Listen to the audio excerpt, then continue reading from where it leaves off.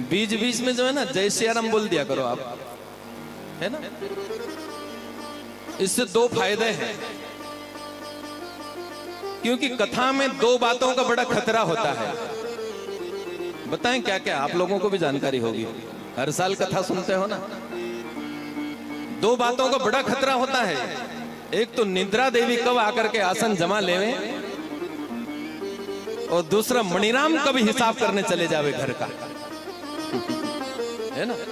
ये बातों का बड़ा खतरा रखता है। लोग जो है ना निद्रा देवी के लिए आसन खंबे को पकड़ने, जहां देखते हैं कि खंबा कहां पर है वहीं जाकर के बैठते हैं, क्योंकि बीच बीच में श्री राम जय राम।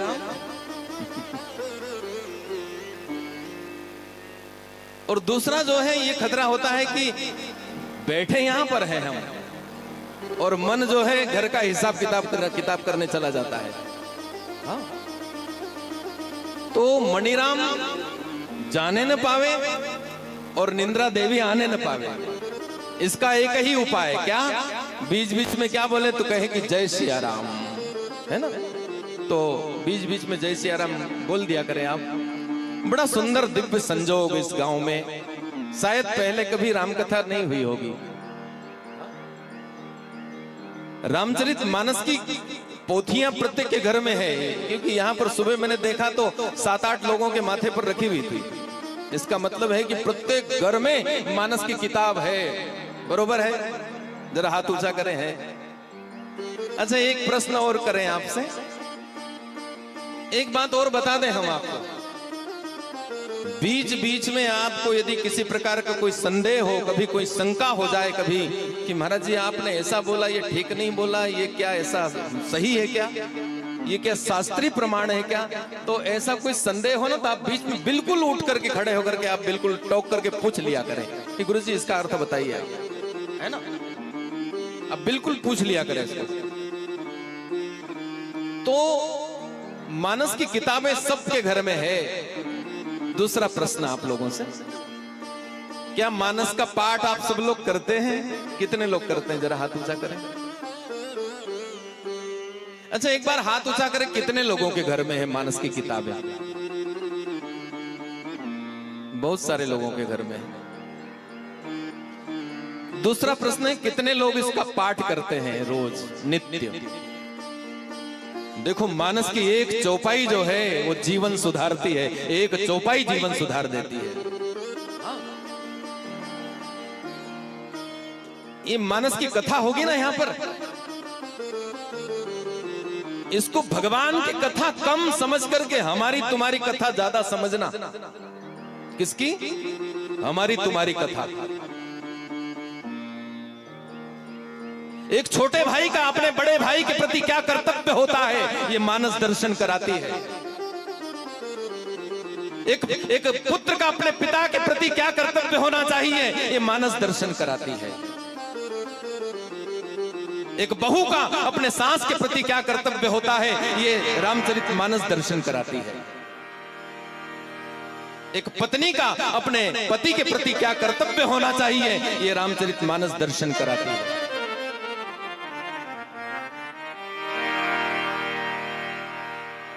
एक बालक छोटा सा, उसका अपने माता पिता के प्रति, अपने बड़े लोगों के प्रति क्या कर्तव्य होता है, ये मानस दर्शन कराती है। इसका प्रमाण है। छोटा भाई लखन जैसे सुना कि मेरे बड़े भाई को 14 वर्ष का वनवास हुआ है, सब कुछ छोड़ दिया उसने। एक पल भी विलंब नहीं किया, एक पल भी विलंब नहीं किया। और मेरा वो लाडला लखन जो है अपनी पत्नी से मिलने नहीं गया और सीधा भगवान के पास में जाकर के कहा, प्रभु जा रहे हो, मुझे भी लेकर के चलो, आप, मैं भी आपके साथ चलूंगा। भगवान राम ने जाकर के कहा कि बेटा एक बार अपनी मां से मिलकर के तो आओ कम से कम। लखन अपनी मैया सुमित्रा के पास में गया और सुमित्रा से कहा कि मां मैं भगवान की सेवा करने के लिए जंगल में जा रहा हूं। तो उस समय मां ने कहा कि बेटा राम की सेवा करने जा रहे हो, किसी प्रकार का विकार नहीं आना चाहिए, सावधान करती हूं मैं। राग देश किसी प्रकार का भी काम, क्रोध, मद, लोभ, मत्सर्य, ये विकार आना नहीं चाहिए, स्वप्न में भी नहीं आना चाहिए।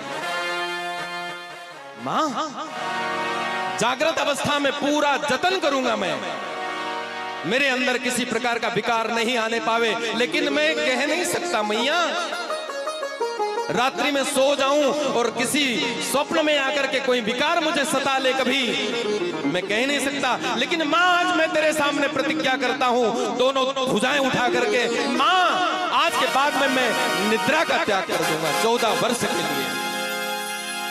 कोई कर सकता है आज? यदि मानस पड़ी होती कभी तो आज भी कर सकता है। वो जिसने वैभव में अपना जीवन यापन किया था, पलंग पीठ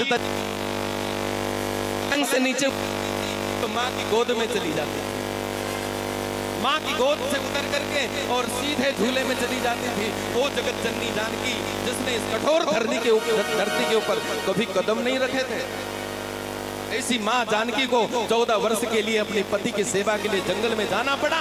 जो मखमल के गद्दे तकियों पर सोती थी, विश्राम करती थी, वो जमीन के ऊपर विश्राम करने लगी थी। आज कोई स्त्री कर सकती है? कोई पत्नी कर सकती है? आज भी कर सकती है। कभी रामायण की एक चौपाई भी कभी अंगीकार कर ली होती कभी तो।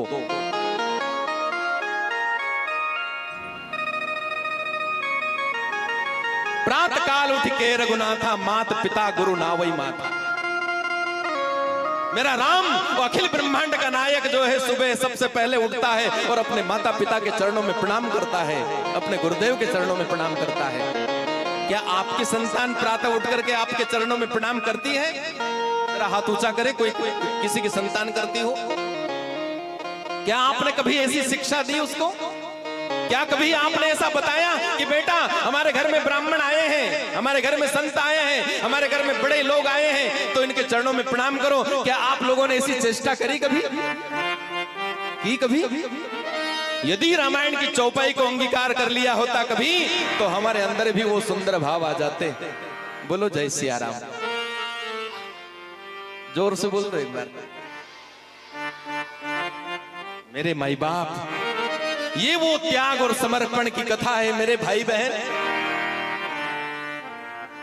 14 वर्ष हो गए हैं। मेरा राम जो है वो 14 वर्ष के लिए जंगल में गया है। जिस दिन से मेरा राम जंगल में गया ना, कौशल्या मैया को नींद नहीं आती है, सोती नहीं है वो। जरा का आहट आती है, कभी कोई चूहा निकल करके जाता है और कुछ बजा देता है तो चौकन्नी हो जाती कि मेरा राम आ गया, मेरा राम आ गया है। 14 वर्ष तक वो उसने अपने आंखों को लगाया नहीं, अपनी पीठ जमीन पर नहीं टिकाई उसने।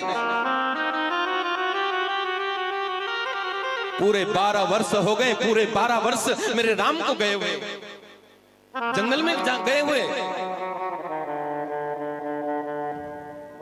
एक दिन रात्रि में 12 वर्ष व्यतीत हो गए। छत के ऊपर किसी के चलने की आवाज आई। रात को 1:30 बजे, रात को 1:30 बजे, इतनी रात गए। ये मकान के ऊपर कौन चल रहा है? कौन है ये?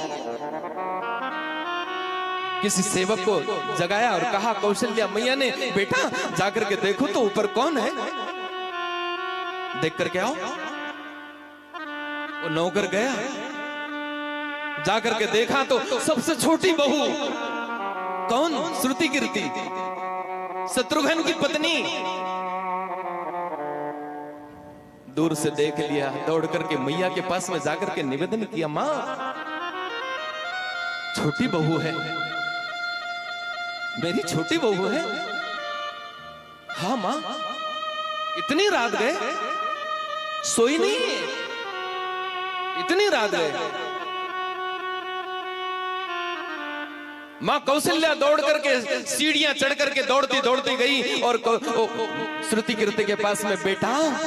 हाँ मां, बेटा नींद नहीं आई तुझे? बेटा सोई नहीं तू?